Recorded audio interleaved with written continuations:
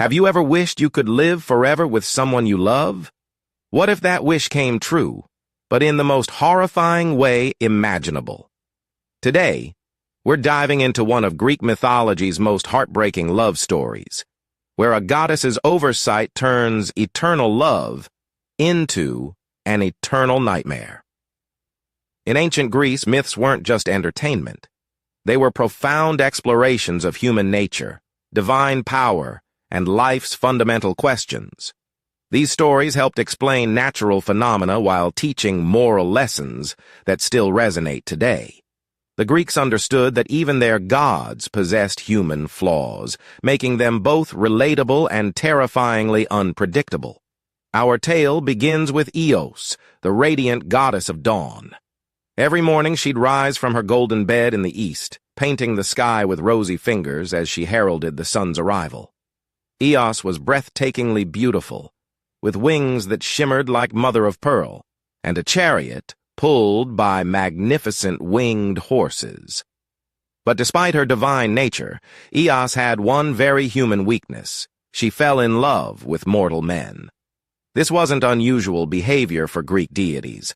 The gods frequently became infatuated with mortals, often with disastrous consequences. But Eos's romantic entanglements were legendary, even among the immortals. She'd had numerous mortal lovers throughout the centuries, each relationship ending the same tragic way when death claimed her beloved. Then came Tithonus, a Trojan prince whose beauty surpassed even that of legendary heroes. When Eos first glimpsed him hunting in the forests near Troy, she was instantly captivated. His golden hair caught the morning light like spun sunbeams, and his graceful movements reminded her of a young god. Unlike her previous casual affairs, this felt different. This felt like true love. Eos couldn't resist. She swept down from the heavens, enveloped Tithonus in her radiant embrace, and carried him away to her palace at the edge of the world. There, surrounded by eternal morning light, they lived in perfect happiness. Tithonus was overwhelmed by Eos's divine beauty and the luxury of her celestial home. For the first time in centuries, Eos felt complete. But as months passed, a terrible realization crept into their paradise. Tithonus was aging. Each day brought subtle changes. A line here, a gray hair there, a slight stiffness in his movements. Eos remained eternally youthful, while her beloved grew older before her eyes. The thought of losing him to death, as she'd lost all her previous lovers, became unbearable. Desperate to preserve their love, Eos made a fateful decision. She would petition Zeus, king of the gods, for the ultimate gift, immortality for her mortal lover. This wasn't unprecedented. The gods occasionally granted immortality to exceptional mortals, though such requests required careful consideration and precise wording. Eos approached Zeus with all the eloquence she could muster. She spoke of her deep love for Tithonus, her desire to spend eternity with him, and her plea for his immortal life. Zeus, moved by his daughter's passionate appeal and perhaps remembering his own mortal loves, agreed to grant her request. With divine power, he bestowed immortality upon Tithonus. Initially, the couple rejoiced. They believed they'd conquered death itself and could love forever without fear of separation. Tithonus would never die, and they could spend eternity together in Eos's golden palace. For a while, everything seemed perfect, but Eos had made a critical error in her request. In her emotional state, she'd asked Zeus for immortality but forgotten to request eternal youth. This oversight would prove catastrophic. While Tithonus couldn't die, he continued aging relentlessly. Years passed, then decades, then centuries. Tithonus's hair turned white, his skin wrinkled and sagged, his back bent with age. His voice became weak and trembling, his movements slow and painful. Yet he couldn't die. The immortality that was meant to be a gift became a curse beyond imagination. Eos watched in horror as her beloved transformed into something barely recognizable. The handsome prince who'd captured her heart became a withered, ancient creature trapped in an endlessly decaying body. His mind began to fade, memories slipping away like morning mist. He could barely speak, barely move, yet death remained forever beyond his reach. The goddess who'd once eagerly awaited each dawn now approached her daily duties with dread.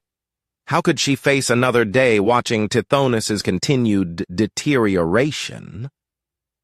Their palace, once filled with laughter and love, became a prison of regret and sorrow. The eternal morning light that had seemed so romantic now felt harsh and unforgiving, illuminating every cruel detail of Tithonus's condition. Centuries more passed. Tithonus shrank further, becoming so frail that Eos feared he might crumble to dust if touched. His voice, once strong and melodious, became nothing more than a faint whisper, then barely audible chirping sounds. Some versions of the myth suggest he eventually became so small and insignificant that Eos, in a final act of mercy, transformed him into a cicada. This transformation, while tragic, carried symbolic weight. Cicadas spend years underground before emerging to sing briefly in the light, then disappear again. Tithonus, as a cicada, could finally experience a form of renewal, even if he remained immortal. His chirping became a perpetual song of dawn, forever linked to his goddess love. The myth of Tithonus and Eos serves as a profound meditation on mortality's value. In trying to escape death, they discovered something worse than dying, living forever without the vitality that makes life meaningful. The story suggests that mortality gives life urgency, beauty, and preciousness. Without death's natural boundary, existence becomes meaningless suffering. This tale also explores the theme of unintended consequences.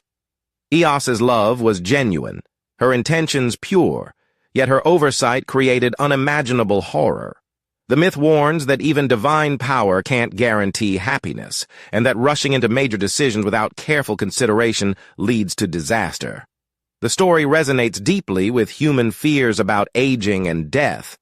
We all want more time with our loved ones, but Tithonus's fate suggests that some natural limits shouldn't be challenged. The myth asks whether love can survive when one person becomes unrecognizable, and whether immortality without youth is truly a gift or the ultimate curse. Greek mythology often featured gods making mistakes that mortals paid for, but this story reverses that pattern. Here, a goddess's error creates suffering for both divine and mortal beings. It humanizes Eos, showing that even immortal beings can act impulsively when driven by love and fear of loss. The influence of this myth extends far beyond ancient Greece. Poets throughout history have referenced Tithonus as a symbol of unwanted immortality. Alfred Lord Tennyson's famous poem, Tithonus, captures the character's anguish. Me only cruel immortality consumes. The story continues inspiring modern discussions about life extension, aging, and what makes existence worthwhile. In contemporary culture, the myth appears in various forms, from literature exploring immortality's dark side to scientific debates about extending human lifespan. It raises questions relevant to our modern world. If we could live forever, would we want to? What would we sacrifice for immortality? How do we find meaning in finite existence? The tale of Tithonus and Eos ultimately teaches us that some of life's greatest gifts come with natural limitations. Love is precious, partly because it's temporary. Youth is beautiful, partly because it doesn't last. Mortality, rather than being life's greatest curse, might actually be one of its greatest blessings. This ancient Greek myth continues resonating because it addresses universal human experiences: love, loss, aging, and the search for meaning. It reminds us that sometimes our deepest desires, when fulfilled, become our greatest nightmares. In the end, Eos and Tithonus learn that true wisdom lies not in fighting life's natural rhythms, but in cherishing what we have While we have it,